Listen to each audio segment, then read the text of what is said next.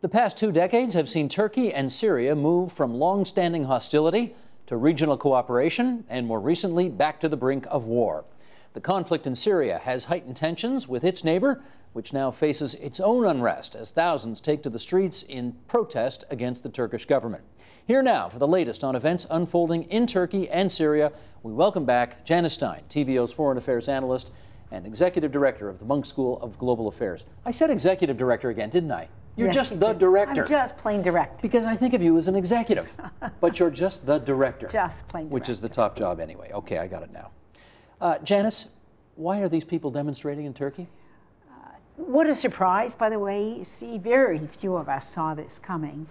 But the precipitating factor is not this park, which started the story going.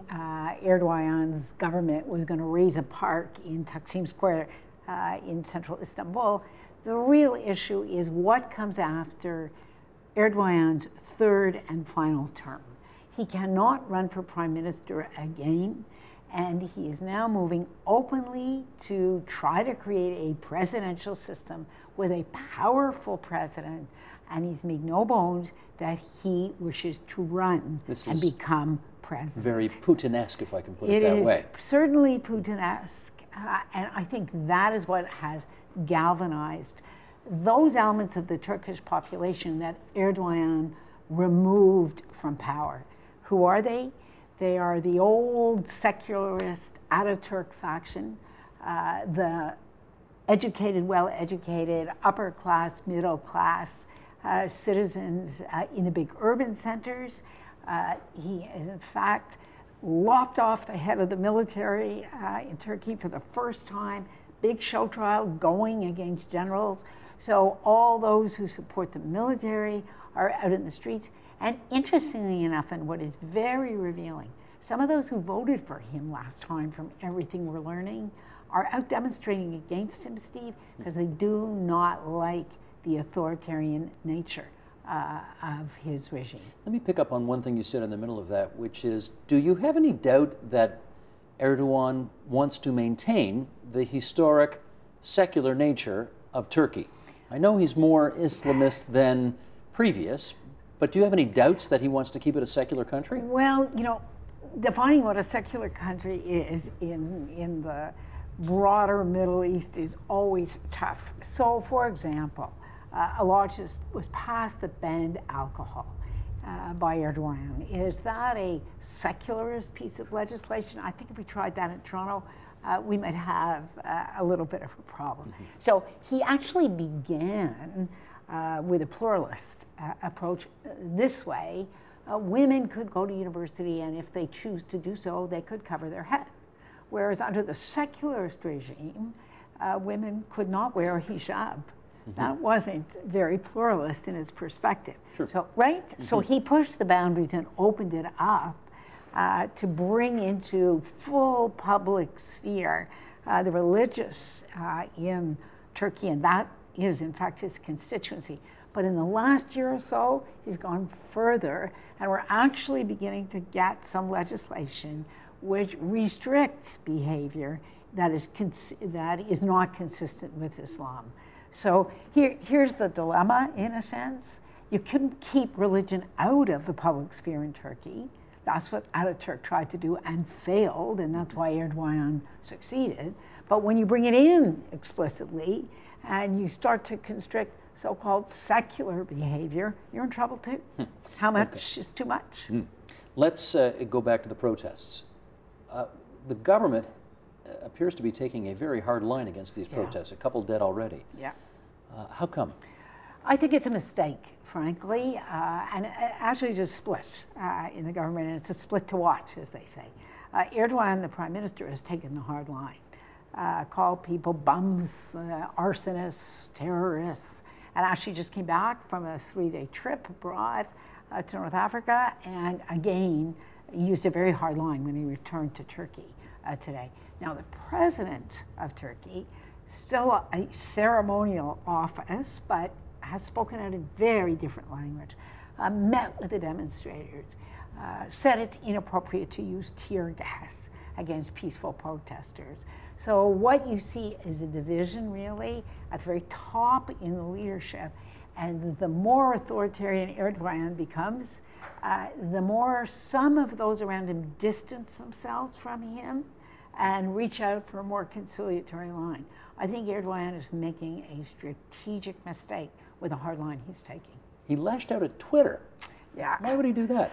Well, Steve, why do politicians lash out against media? That's a question you could probably answer better than I. Bob Ray's always got a good line about that. He says, you don't get into fights with people who buy newsprint by the ton. Exactly, and Twitter is the equivalent thereof. It sure is. You know, we heard that refrain all through the Middle East. Facebook, Twitter, there was bringing governments down. It's an almost reflex action, by the way. Erdogan, I think it's fair to say, has an authoritarian personality, even though he's been democratically elected the last time by the largest majority ever, 3 times. But he's authoritarian in his leadership style. And so social media, he can't control, he can't manage. And when you see this kind of demonstration, so unexpected in Turkey, after all, Turkey was the model of Islamist democracy for the rest of the Middle East. That's how Erdogan presented himself when the Arab Spring began. So when you get this, who better to blame than Twitter?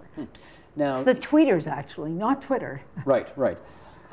He's clearly the man inside Turkey, but do you think his political leadership and tentacles go beyond that country in the region? Oh, absolutely. Erdogan, I think, was, if you'd asked somebody a month ago, you would have picked Erdogan as the strongest regional leader bridging Asia and the Middle East. Why?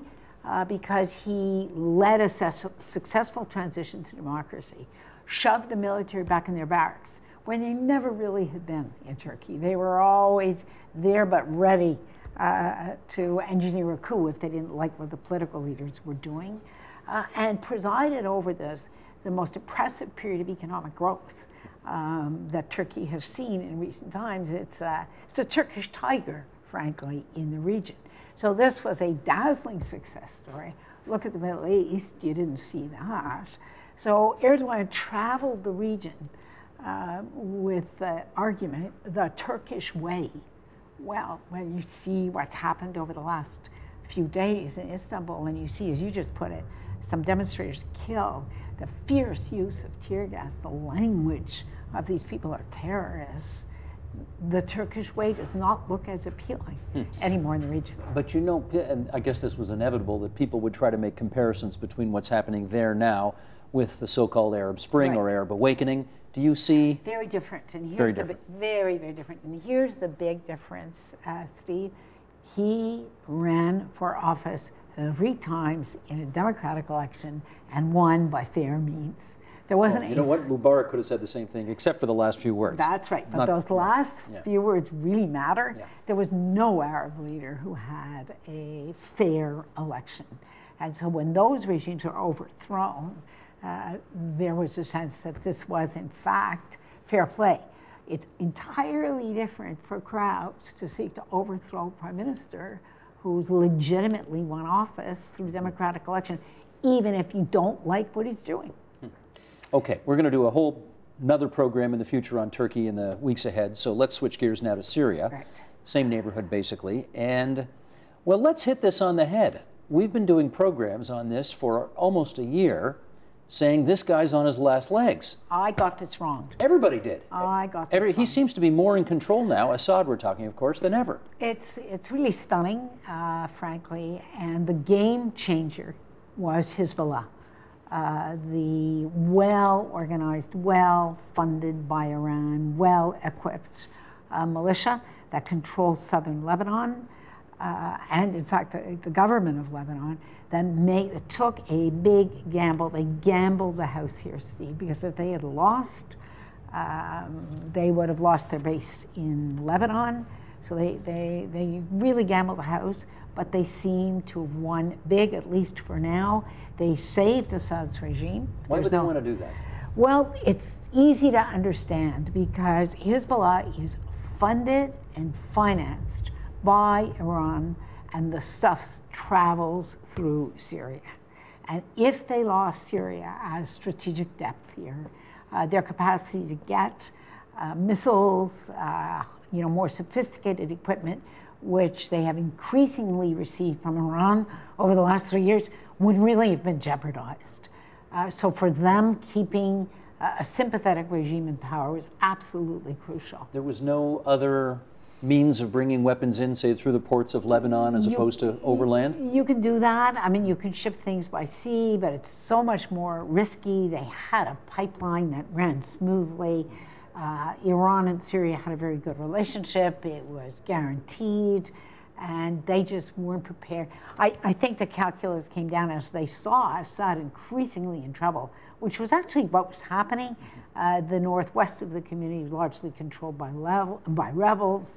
The really crucial line in all this is what we call the Hamas-Damascus highway, that spine. And the battle for Qusair, which just raged in Syria, was about control of that highway, and that's when Hezbollah made the strategic decision, we're really going to go in, and they turned the tide of the battle, and the rebels are pulling back.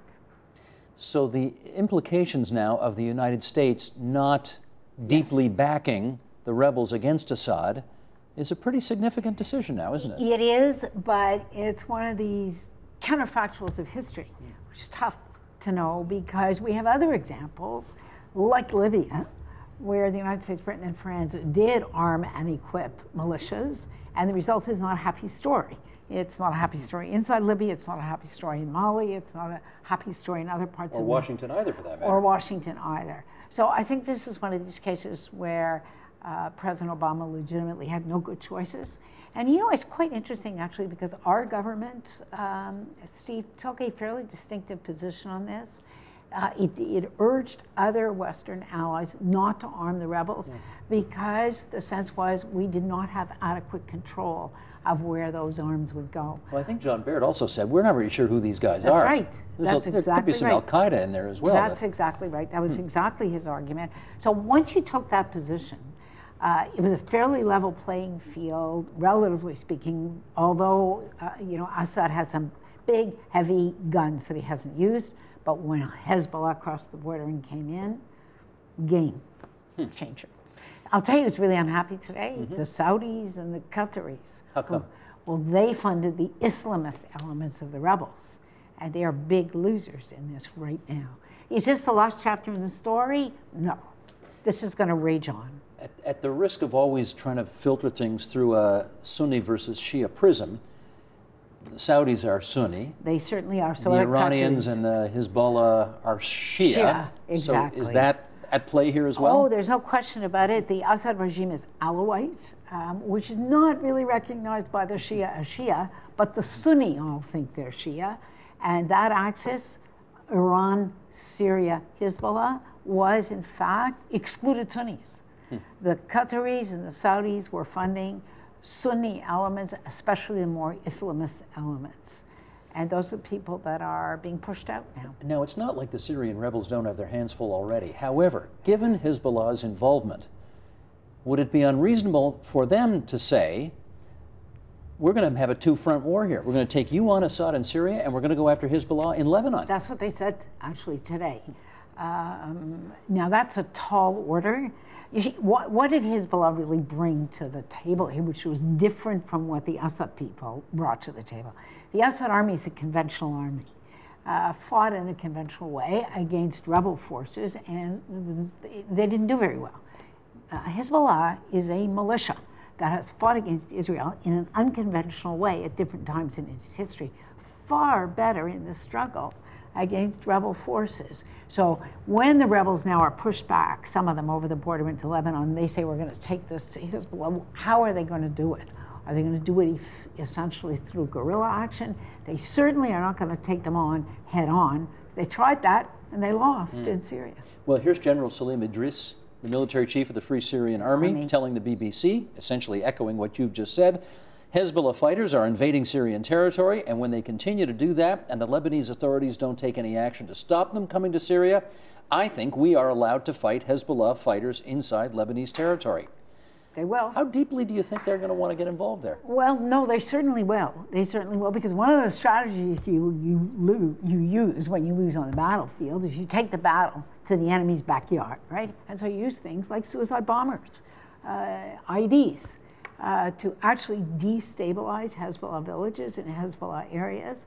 And in the process, by the way, you set Lebanon on fire.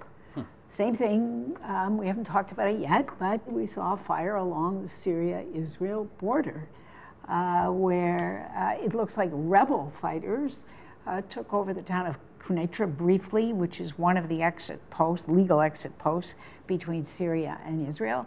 Israeli military is now on high alert. It doesn't take a huge stretch of the imagination, Steve, to see coming out of this a region aflame.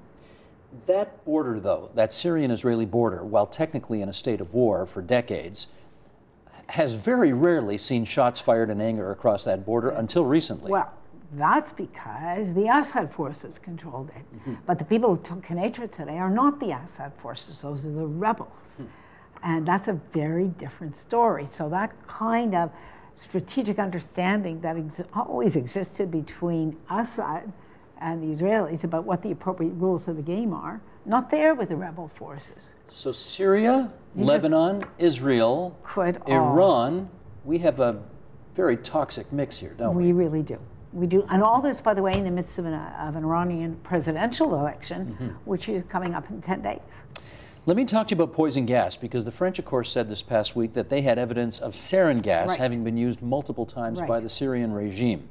So they actually have soil samples, which they brought out and analyzed. So we're getting, and it's interesting, Secretary of State John Kerry is actually asked to see the evidence, which is interesting. Meaning he's not sure he buys it? Well, you know, I don't think the French will react very well to that request. Actually, I think it's a delaying tactic because it's put the Obama people really on the horns of a dilemma here.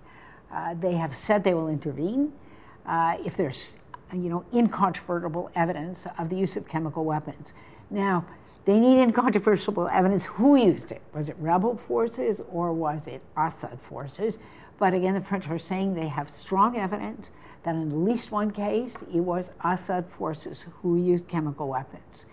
This is the moment of truth for the Obama administration. At a time, by the way, when Condoleezza Rice and Samantha Power, the two leading proponents of humanitarian intervention, who were crucial along with Hillary Clinton in orchestrating the attack against Libya, have just been appointed in Washington. Yeah, Susan Rice is now the new National Security Advisor. That's right, and Samantha Power is the new ambassador to the United Nations. So there's a changing context in Washington here as well. This has got to be a very tough moment for the Obama administration. Well, and think about it too, when the Assad regime appears to be stronger, is that when you intervene? When it looked like he was on the ropes, it might have been easier. Now is not the right time for the French to have released this. They might have hung on a little bit. Well, let me pursue that French angle a little bit, because you remember it's more than a half a century ago when Charles de Gaulle said to John F. Kennedy, I don't need to see your plans. The word of an American president is good enough for me to do your bidding, in essence. And now you've got the Secretary of State of the U.S. saying, well, wait a sec, I'm not sure I trust the French's word. Let's see some proof. I mean, that can't go over too well. No, it really doesn't. I think the French are sophisticated enough to understand that Kerry is asking to see it because the Obama administration is not prepared to make a decision. This is agonizing for them. They have said they will go in. Now, who knows what this, and we really want to watch this over the next few days. If the Israeli-Syrian frontier heats up, it's not inconceivable that Israel may then send in special forces to seize and secure some of those chemical weapons under these circumstances. What do you make of Arizona Senator John McCain's visit to Syria to see the rebel forces? And of course, he has been beating the drum very hard that the United States ought to do more to help them. Absolutely. There is no bipartisan consensus in Washington on what policy towards Syria should be. The Obama administration, it's very clear, regardless of the rhetoric, they do not want to get involved. They do not want another war in the Middle East. In fact, it's a nightmare for Obama. They've been trying to get out of Iraq, out of Afghanistan. They've been trying exactly to pull their forces back. They understand all too well that these no-fly zones rarely remain neat and surgical, and Obama's wanted to do nothing. But you have a group now coming at him from both sides. You have the Republicans, like McCain, who are saying, it's shameful, we haven't supported the rebels. And then you have the humanitarian intervention folk coming at it from on the left, usually. On the Democratic left, saying we've had 80,000 killed. And oh, by the way, they've used chemical weapons. That's what the French are telling us. So the pincers are pinching. Strange bedfellows. Well, all right, tell us this then. Do the events, we know that governments often have a tough time walking and chewing gum at the same time. So do the events in Turkey distract American officials who are in a position to do something from doing something in Syria? There's no question about it. You know, the Obama administration had seen the Turks as key allies. If there were going to be a no-fly zone, it would have been established from Turkey. Anti-aircraft missiles would have been deployed on the Turkish side. Turkish bases would have been fellow NATO member, used to fly planes. To the extent that Erdogan is now himself distracted, and by the way, less appealing in the region, it becomes even more difficult for the Obama administration to do anything. Talk to us we've got a few minutes left here, and let's focus on Russia. What are the Russians doing? Because they have interest in all of this as well. They are a big player here. It's hard for us to understand this, Steve, but the Russians think of the Middle East as their backyard. And it is. In the same way as Latin America was long thought of as the U.S. backyard, even though right now the Chinese are more visible and more present than anyone else.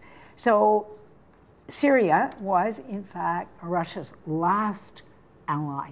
It has lost all its other allies in the region over the last 40 years. The Egyptians are gone. The Iraqis are gone.